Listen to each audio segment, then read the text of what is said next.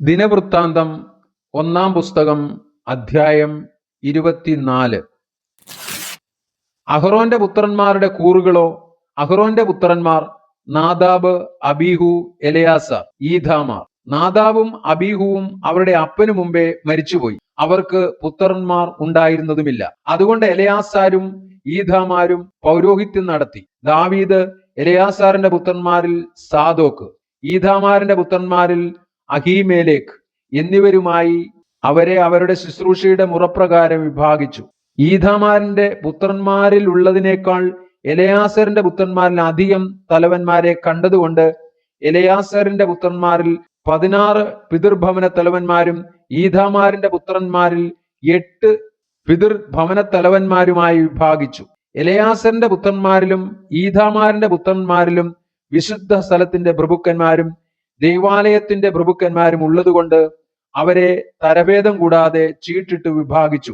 ലേവ്യരിൽ നെഥനയേലിന്റെ മകനായ ശെമയ്യ ശാസ്ത്രി രാജാവിനും പ്രഭുക്കന്മാർക്കും പുരോഹിതനായ സാദോക്കിനും, അബ്യാഥാരിന്റെ മകനായ അഹീമേലേക്കിനും പുരോഹിതന്മാരുടെയും ലേവ്യരുടെയും പിതൃഭവന തലവന്മാർക്കും മുമ്പാകെ ഒരു പിതൃഭവനം എലെയാസറിനും മറ്റൊന്ന് ഈഥാമാരിനുമായി ചീട്ടു വന്നത് എഴുതി വെച്ചു. ഒന്നാമത്തെ ചീട്ട് യഹോയാരീബിനും, രണ്ടാമത്തേത് യദായാവിനും, മൂന്നാമത്തേത് ഹാരീമിനും, നാലാമത്തേത് ശെയോരീമിനും, അഞ്ചാമത്തേത് മൽക്കിയാവിനും, ആറാമത്തേത് മിയാമീനും, ഏഴാമത്തേത് ഹാക്കോസിനും, എട്ടാമത്തേത് അബിയാവിനും, ഒമ്പതാമത്തേത് യേശുവയ്ക്കും, പത്താമത്തേത് ശെഖന്യാവിനും, 11-ാമത്തേത് എല്യാശീബിനും, 12-ാമത്തേത് യാക്കീബിനും, 13-ാമത്തേത് ഹുപ്പയ്ക്കും, 14-ാമത്തേത് യെശബെയാമിനും, 15-ാമത്തേത് ബിൽഗയ്ക്കും, 16-ാമത്തേത് ഇമ്മേരിനും, 17-ാമത്തേത് ഹേസീരിനും, 18-ാമത്തേത് ഹപ്പിസേസിനും, 19-ാമത്തേത് പെദഹ്യാവിനും, 20-ാമത്തേത് യഹസ്കേലിനും, 21-ാമത്തേത് യാഖീനും, 22-ാമത്തേത് ഗാമൂലിനും, 23-ാമത്തേത് ദലായാവിനും, 24-ാമത്തേത് മയസ്യാവിനും വന്നു.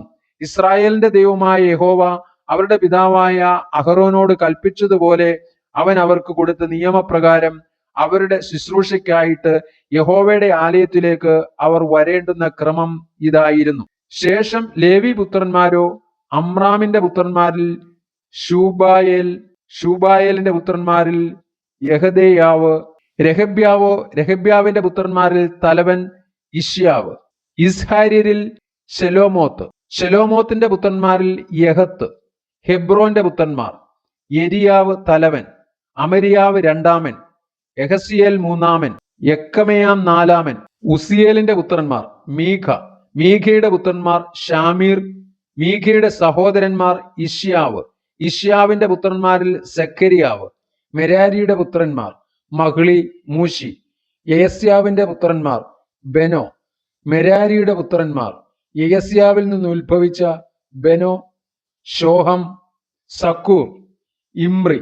മഹ്ളിയുടെ മകൻ എലെയാസാർ, അവന് പുത്രന്മാർ ഉണ്ടായില്ല. കീശിന്റെ പുത്രന്മാർ യെരഹ്മേൽ. മൂശിയുടെ പുത്രന്മാർ മഹ്ളി, ഏദർ, യെരീമോത്ത്. ഇവർ പിതൃഭവനമായി ലേവിയുടെ പുത്രന്മാർ. അവരും അഹ്റോന്റെ പുത്രന്മാരായ തങ്ങളുടെ സഹോദരന്മാരെ പോലെ തന്നെ ദാവീദ് രാജാവിനും സാദോക്കിനും അഹീമേലേക്കിനും പുരോഹിതന്മാരുടെയും ലേവ്യരുടെയും പിതൃഭവന തലവന്മാർക്കും മുൻപാകെ അതത് പിതൃഭവനത്തിൽ ഓരോ തലവൻ താന്താന്റെ ഇളയ സഹോദരനെ പോലെ തന്നെ ചീട്ടിട്ടു.